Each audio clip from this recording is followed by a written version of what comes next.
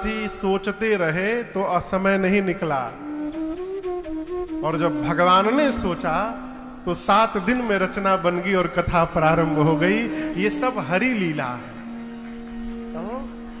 तो आने वाले 9 दिनों तक हम और आप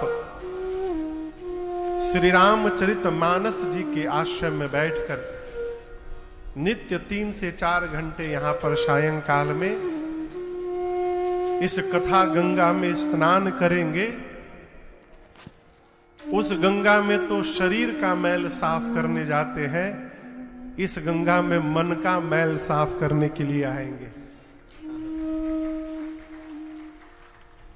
प्रातः स्मरणीय पूज्यपाद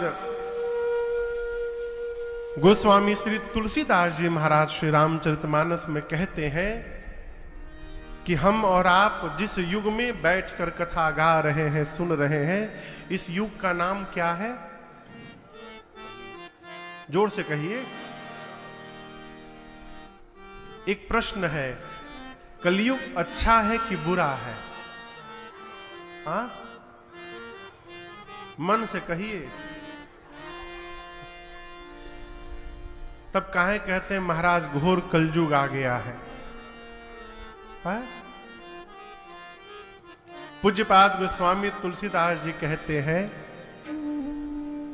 कल युग सम युग आन नहीं, कब जौ नर कर विश्वास,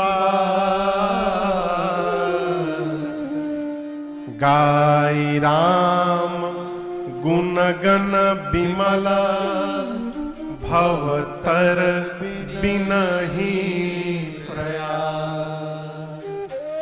पूज्यपाद गोस्वामी तुलसीदास जी महाराज इस बात की घोषणा करते हैं श्री रामचरितमानस में कि 4 युग हैं। सतयुग, पहला युग कौन सा है? साथ में जोड़ से कहिए, पहला युग। सतयुग के बाद दूसरा त्रेता, त्रेता, द्वापर नहीं, त्रेता। तीसरा युग द्वापर, और चौथा युग कलयुग।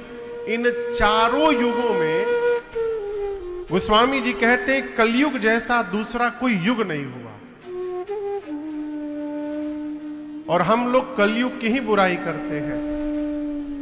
हमारे गुरु जी कहते हैं, बाबू सतयुग बहुत बढ़िया था, उससे हमको क्या फायदा है?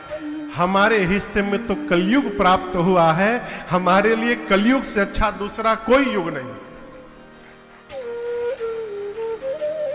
हैदराबाद में एक आदमी, टैक्सी का ड्राइवर, गाड़ी में बिठाकर पूज्य महाराज श्री को लेके जा रहा था, साथ में मैं भी बैठा था। एक ब्रिज पर हम लोग चढ़े, पुल के ऊपर, नदी के ऊपर ब्रिज होता है ना, लंबा ब्रिज था, लगभग होगा करीबन 3-4 किलोमीटर लंबा।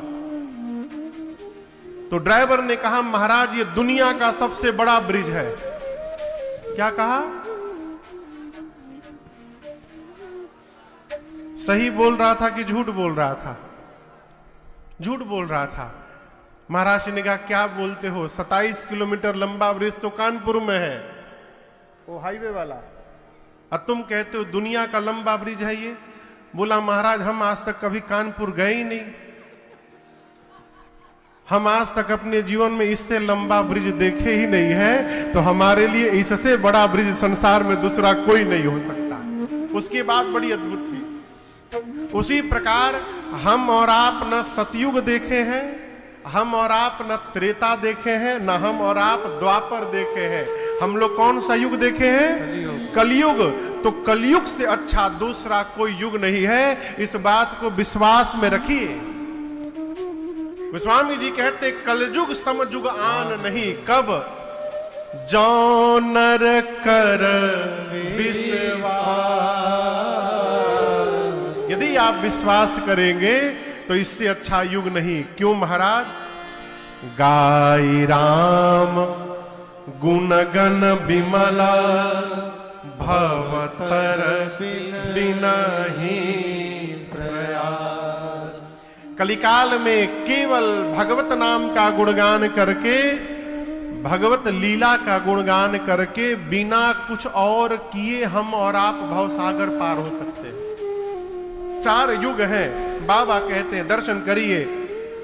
ध्यान प्रथम जुग मख विधि दूजे, ध्यान प्रथम जुग मख विधि दूजे, द्वापर परितोषत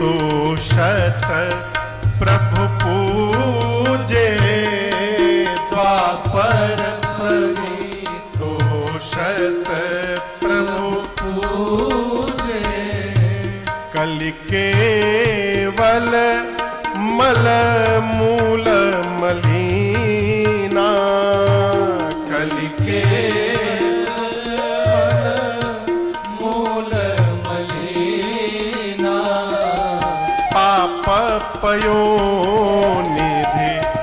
जनमन मीना, पाप पयोनिधि जनमन मीना, नहीं कालिका रामना भगति विवेको, नहीं कालिका रामना भगति विवेको, फिर राम नाम अवलंबन एको, राम नाम अवलंबन एको,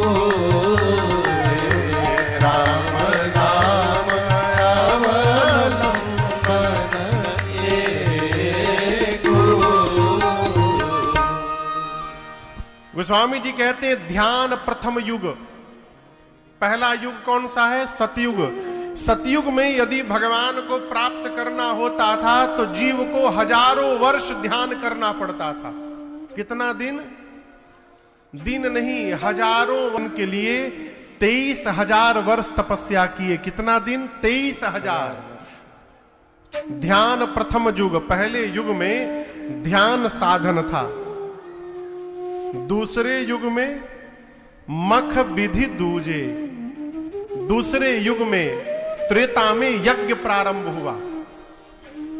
दशरथ जी महाराज ने पुत्र कामेष्टि यज्ञ किया तो राम जी उनके घर में प्रकट हो गए।